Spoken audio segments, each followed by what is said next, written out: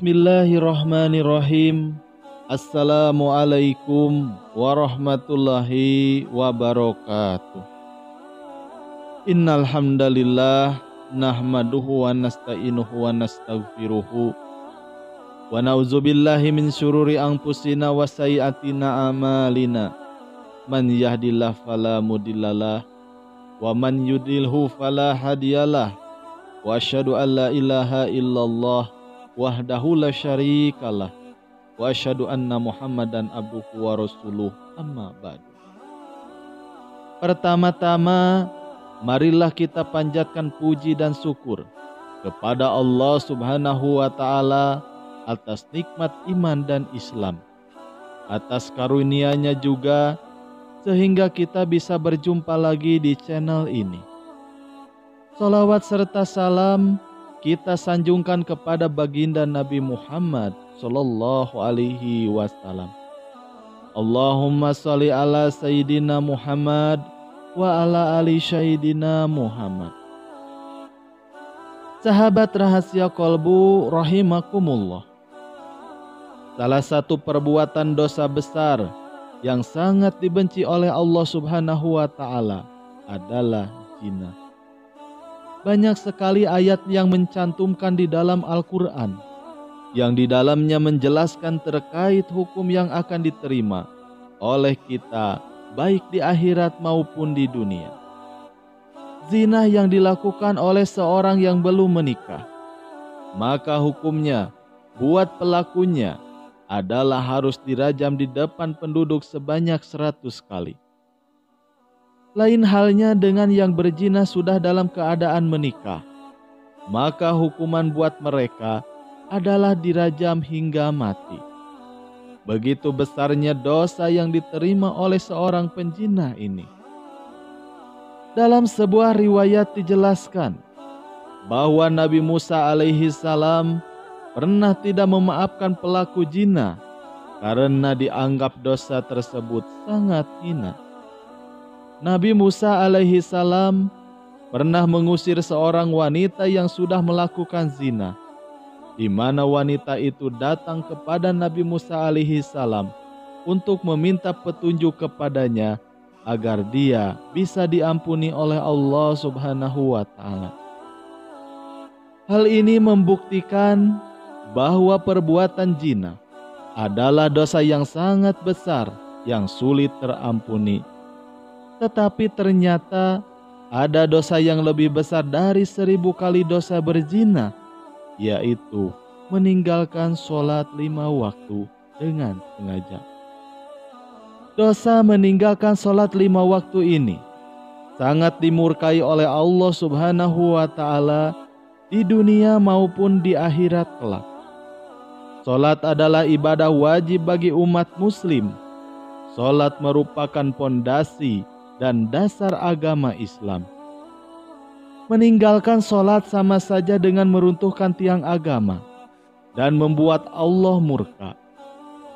Ibnu Qayyim al-Jauziyah rahimahumullah, beliau berkata, kaum muslimin bersepakat bahwa meninggalkan sholat 5 waktu yang disengaja merupakan dosa besar yang paling besar, dan dosanya lebih besar dari dosa membunuh, merampas harta orang lain, berzina, mencuri, dan minum minuman keras.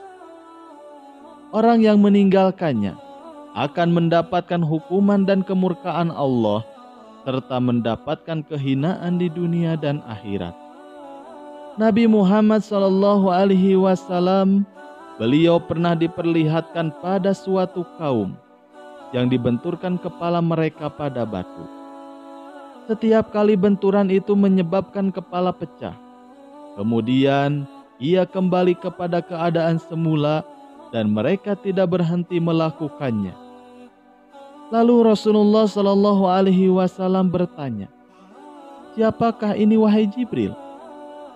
Jibril menjawab, "Mereka ini adalah orang yang kepalanya tidak dipakai untuk menunaikan sholat fardu." Hadis riwayat Tabrani. Dalam riwayat lain juga diterangkan bagaimana pedihnya siksaan bagi seorang yang meninggalkan sholat dengan sengaja. Ibnu Abbas radhiyallahu anhu berkata, "Jika langit sudah terbuka, maka malaikat akan datang dengan membawa rantai sepanjang 7 hasta. Rantai ini akan digantungkan kepada orang yang tidak melaksanakan sholat. Kemudian dimasukkan dalam mulutnya dan akan keluar dari duburnya. Kemudian malaikat mengumumkan ini adalah balasan orang yang menyepelekan perintah Allah." Hadis riwayat Ibnu Abbas radhiyallahu anhu. Sahabat rahasia kolbu rahimakumullah, di zaman Nabi Musa alaihi salam ada seorang wanita. Ia mendekati rumah Nabiullah Musa alaihi salam dengan terhuyung-huyung. Maka diketuknya pintu pelan-pelan sambil mengucapkan salam. Maka terdengarlah ucapan dari dalam, "Silahkan masuk." Maka perempuan cantik itu berjalan masuk dengan kepala yang terus tertunduk. Air matanya berderai tatkala ia berkata, "Wahai Nabi Allah, tolonglah saya, doakan saya agar Tuhan berkenan mengampuni dosa keji saya." "Apakah dosamu, wahai perempuan?" tanya Nabi Musa sambil terkejut. "Saya takut mengatakan jawabannya." "Katakanlah, jangan ragu-ragu," desak Nabi Musa alaihi salam. Maka perempuan itu pun akhirnya bercerita, "Saya telah berzina." Setelah mendengar itu, kepala Nabi Musa terangkat, hatinya tersentak. Lalu perempuan itu meneruskan ceritanya. "Dari perzinahan itu, saya pun lantas hamil. Setelah anak itu lahir, langsung saya cekik lehernya sampai meninggal," ucap wanita itu sambil menangis sejadi-jadinya. Mendengar hal tersebut, Nabi Musa marah sejadi-jadinya. Dengan muka berang, beliau menghardik, "Dasar perempuan bejat, nyahlah kamu dari sini agar siksa Allah Ta'ala tidak jatuh ke dalam rumahku karena perbuatanmu. Pergilah kamu," kata Nabi Musa sambil memalingkan matanya karena merasa jijik. Dengan hati hancur luluh, maka perempuan itu keluar dan melangkah dari dalam rumah Nabi Musa alaihi salam. Dengan ratapan dan tangisannya yang amat memilukan, ia tidak tahu harus kemana lagi untuk mengadu. Bahkan dia tidak tahu mau dibawa kemana lagi kaki-kakinya. Bila seorang nabi saja sudah menolaknya, bagaimana pula manusia lain bakal menerimanya? Terbayang olehnya betapa besar dosanya, betapa bejat perbuatannya. Lalu malaikat Jibril alaihi salam turun menemui Nabi Musa alaihi salam. Sang Ruhul Amin Jibril lalu bertanya, "Mengapa engkau menolak seorang wanita yang hendak bertaubat dari dosanya? Tidaklah engkau tahu dosa yang lebih besar daripadanya?" Nabi Musa terperanjat. "Dosa apakah yang lebih besar dari kekejian wanita penjinah dan pembunuh itu?" kata Nabi Musa dengan rasa ingin tahu.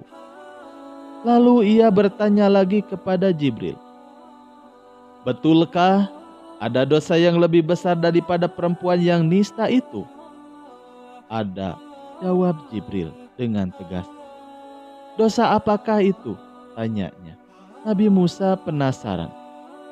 "Orang yang meninggalkan sholat dengan sengaja dan tanpa menyesal, orang itu dosanya lebih besar daripada 1000 kali berzina." Ketika mendengar penjelasan malaikat Jibril tersebut, maka Nabi Musa kemudian kembali memanggil wanita tadi untuk menghadap kepadanya.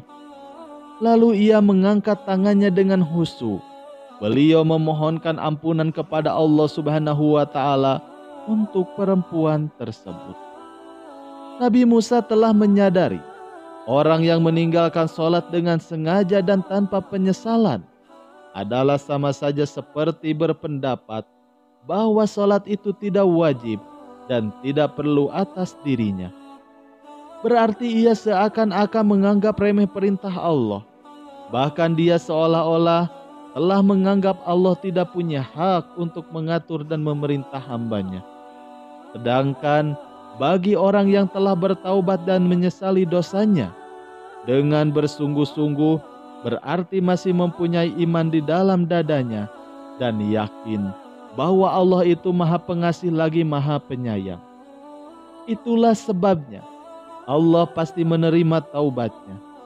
Yang perlu diingat, meskipun dosa meninggalkan sholat itu lebih besar daripada perbuatan zina, bukan berarti zina dianggap remeh. Islam mengingatkan supaya manusia jauhi perbuatan zina, karena zina termasuk kategori dosa besar di samping syirik dan membunuh anak karena khawatir miskin. Wallahu a'lam bishawab. Sekian yang bisa kami sampaikan, semoga bermanfaat. Wassalamualaikum warahmatullahi wabarakatuh.